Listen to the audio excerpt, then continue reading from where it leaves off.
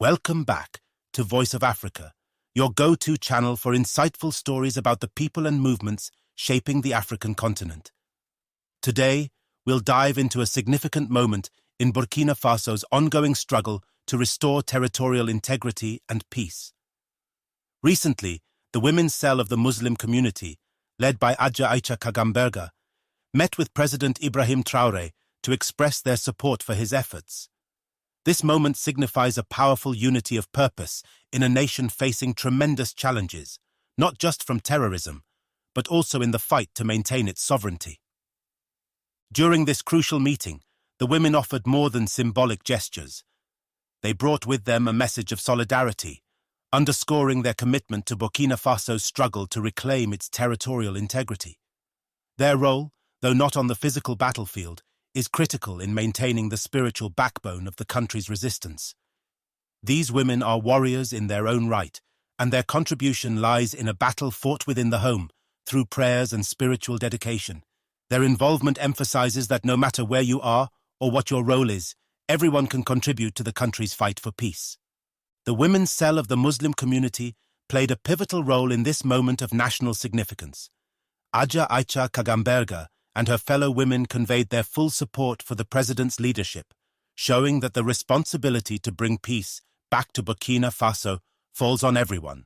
Although they are not physically engaged in combat, they are deeply involved in their homes and communities, engaging in prayers and invocations to guide the nation through these turbulent times. They launched a compelling appeal to all Burkinabés, calling for a collective effort to rebuild the nation's territorial integrity.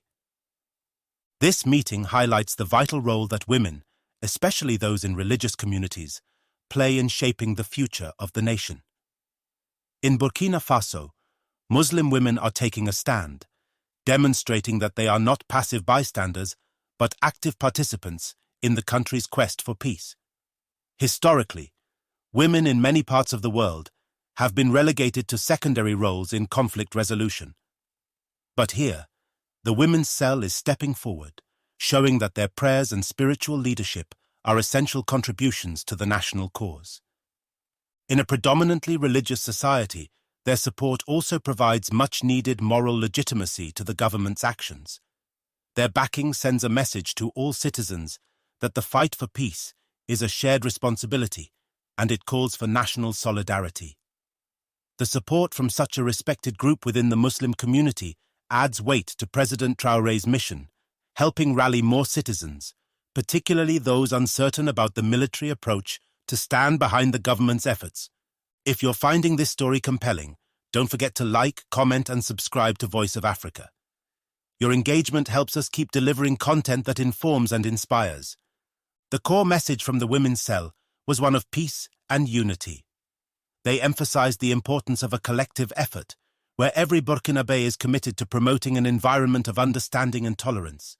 They called on the nation to set aside differences and work together for the country's greater good. Adja Aicha Kagamberga's words during the meeting were particularly poignant. "We are here to express our commitment and our support for the head of state in the daily struggle he leads. While we may not be on the battlefield physically, we are in our homes and places of prayer, supporting this cause with our whole hearts." This message reminds us all that peace begins at home. The women urged every Burkinabé to prioritize peace in their everyday lives, from their interactions with neighbors to how they contribute to the broader national conversation. Their message is that fostering peace is a shared responsibility, one that starts with each individual and extends to the entire nation. Another powerful element of the women's cell's approach is their reliance on spiritual strength as a weapon of peace. While the military engages in physical combat, these women are using their faith and prayers to guide the nation. In a world where violence often seems to perpetuate more violence, their belief in prayer as a form of resistance is both moving and inspiring. Through constant prayers, they seek divine intervention, hoping that their spiritual efforts will help Burkina Faso find its way out of the darkness of conflict and into a future of peace and stability. Their prayers don't stop at asking for peace. They also pray for those who oppose the government's efforts. The women called for enlightenment for the extremists fighting against Burkina Faso, asking that they be guided to lay down their arms and choose a path of peace. This appeal for a change of heart among the opposition highlights their belief that true peace can only be achieved through transformation and understanding, not just military might. The broader implications of this meeting cannot be overstated. The involvement of the women's cell in Burkina Faso's fight for peace sends a powerful message. It shows that the fight for territorial integrity is not just the responsibility of the government or the military, it is a collective, national effort. Their spiritual and moral support elevates the conversation beyond the realm of politics and military strategies, focusing on the fundamental values of unity, peace, and mutual responsibility. Moreover, their participation challenges the traditional view of conflict resolution. While men may be on the physical front lines, these women are fighting on a different battlefield, one that requires just as much courage and dedication. Their influence extends into their homes, their communities, and their religious institutions.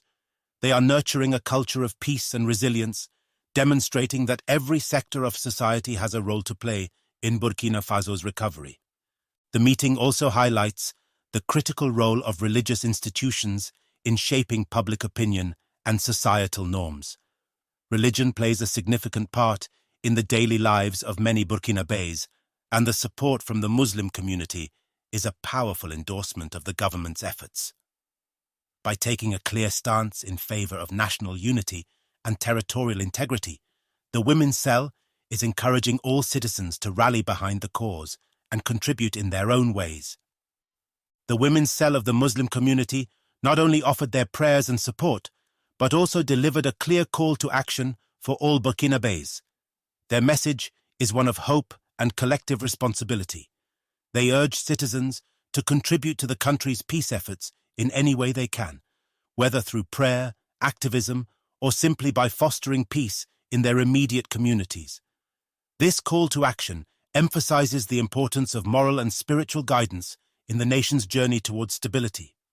As we conclude, the meeting between the Women's Cell of the Muslim community and President Ibrahim Traoré marks a significant moment in Burkina Faso's ongoing struggle for peace and territorial integrity.